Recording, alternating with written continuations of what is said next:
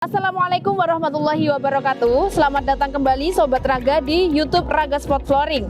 Nah, spesial hari ini kita bersama dengan Mas Rio. Ya, Rio.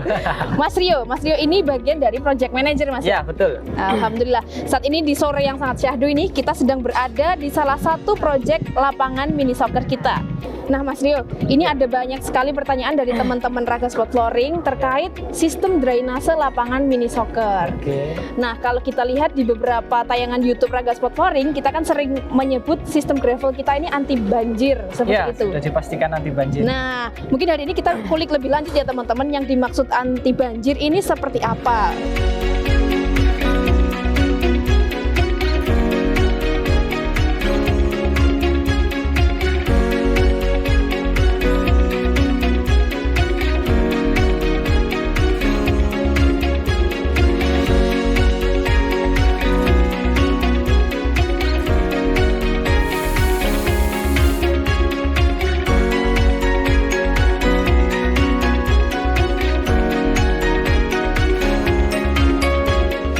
Nah, Mas Rio, jadi mungkin hari ini bisa dijelaskan yang pertama, sistem gravel di Raga Sport Flooring ini susunannya seperti apa, Mas? Mungkin dari sisi gravel ini saya akan menjelaskan dari tahap-tahapannya dulu ya, Mbak. Siap. Jadi teman-teman, untuk sistem gravel di Raga Sport ini kita dari tanah asli kita akan gali sesuai elevasi yang ditentukan ke drainase terdekat.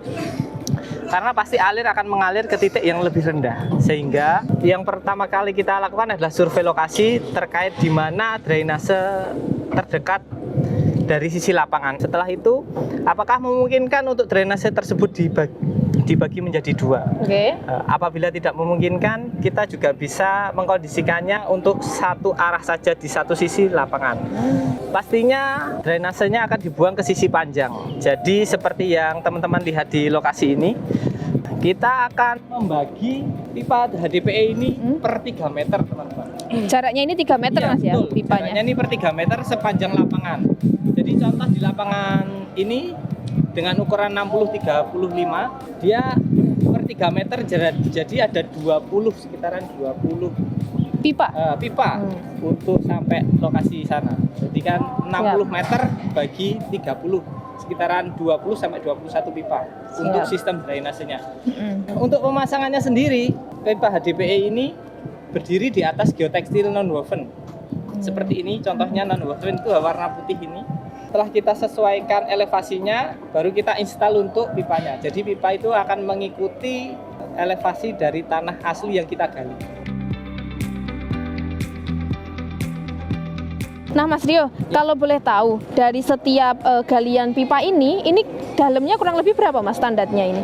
Jadi untuk galian ini kita menyesuaikan lebar lapangan, Mbak. Jadi seperti yang sudah saya bahas tadi, itu akan dibuang di dua sisi kanan kiri atau salah satu sisi saja.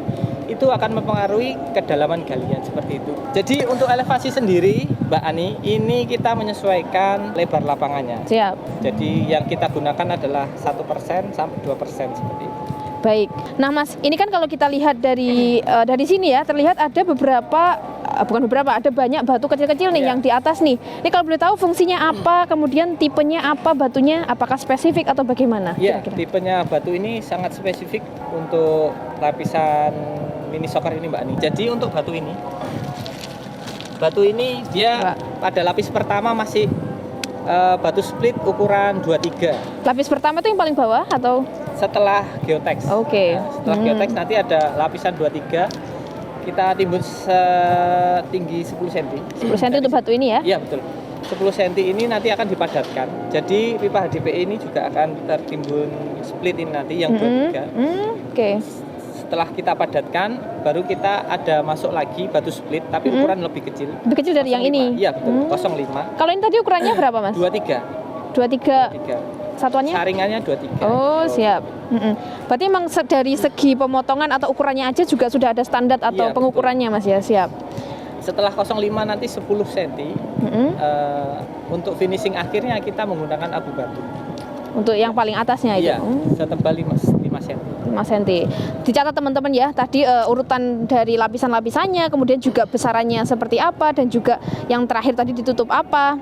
Nah guys, ini kita satu langkah lebih dekat dengan pipa HDPE-nya. Nanti teman-teman juga bisa cek di video ya. Mungkin Pak Rio mau jelasin nih spesifikasi dari pipa ini seperti apa.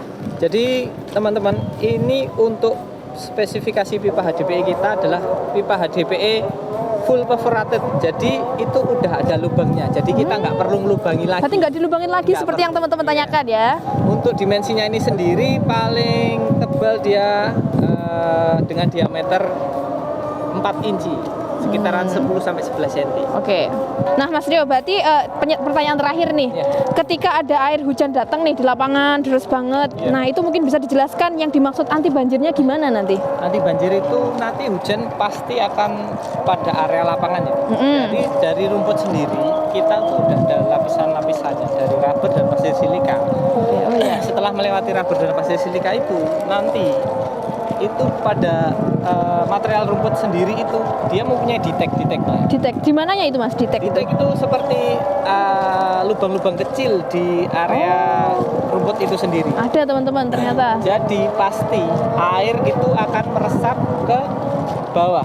Nah, setelah ke bawah nanti akan diteruskan ke pipa itu. HDPE tadi ya. Split ini Mbak, biar air langsung mengalir seperti itu. Seperti itu. Jadi setelah air berkumpul di pipa ini pasti akan mengalir ke elevasi lebih rendah. Benar. Nah, setelah air mengalir ke elevasi lebih rendah, nanti kita akan buang ke lokasi yang drainase terdekat. Seperti itu ya urutannya teman-teman, diperhatikan. Jadi emang dari rumputnya sendiri tadi ada detek gitu ya yang membantu air porositasnya. Kemudian ada batu-batu juga dan sampai nanti dibuang di apa tadi Mas namanya? Drainase terdekat. Drainase terdekatnya yang sudah ditentukan. Atau apa sungai seperti itu. Nah teman-teman, jadi seperti itu tadi kita belajar bersama terkait sistem drainase lapangan mini soccer bersama Mas Rio, Project Manager dari Raga Sport Flooring. Bagi teman-teman yang ingin menanyakan apa aja seputar lapangan olahraga, nggak harus mini soccer ya, silahkan komen di kolom komentar di bawah ini. Raga Sport Flooring, comfort your sport.